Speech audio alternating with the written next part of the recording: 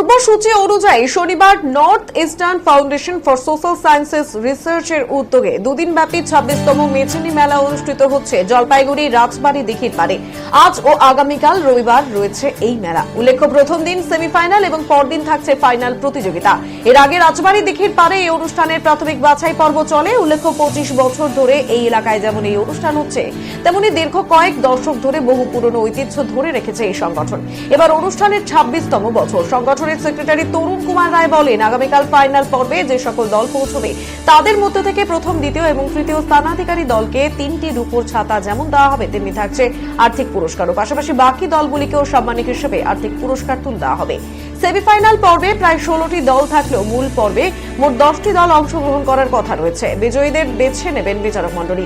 শুধু রাজবংশী সম্প্রদায় নয়, এর পাশাপাশি অন্যান্য বিভিন্ন সম্প্রদায় অনুষ্ঠানে অংশগ্রহণ করছে বলে তিনি জানান।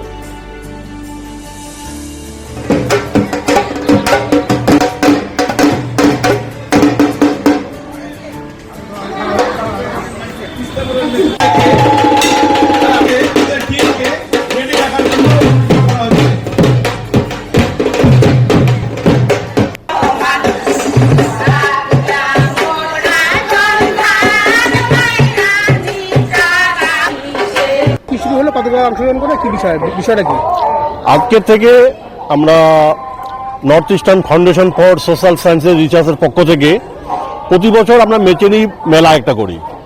এই মেলাটা 25 বছর ধরে আমরা চালাচ্ছি। এবার হচ্ছে 26তম মেলা। এর মুখ্য উদ্দেশ্য হচ্ছে আমাদের উত্তরবঙ্গের অনেক কিছু সংস্কৃতি বা কৃষ্টি হারিয়ে যাচ্ছে, আস্তে আস্তে সেগুলো বিলুপ্তি হয়ে যাচ্ছে।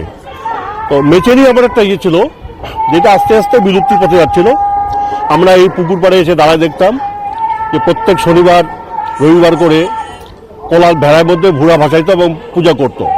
সেদিন আমরা একটা সংকল্প নিলাম যে না, এরা তো বাড়ি বাড়ি শুধু ইয়ে করে বেড়ায়, তো এইটাকে আমরা একটা যদি কাজ করি এটার উপরে, তাহলে এই জিনিসটাকে একদিন অনেক উপরে উঠবে। তাই আজকে উত্তর বাংলা মোটামুটি জলপাইগুড়ি, কুচবিহার, আলিপুর, দার্জিলিং যেগুলো প্রোগ্রামে মেচেনি কোথাও স্টার্টার, মেচেনি ছাড়া মানে সব প্রোগ্রামে মেচেনি থাকে। তবে এটার মধ্যে একটা আমরা সমস্যা দেখছি কি, এই নাচ এবং গান একসঙ্গে করতে গেলে অনেক প্রবলেম হচ্ছে। এটা আমরা সামনেবার দেখি কিছু চেঞ্জ করা যায় কিনা, যে মানে যারাই নাচ করছে তারাই গান করছে, তাতে একটু প্রবলেম হচ্ছে।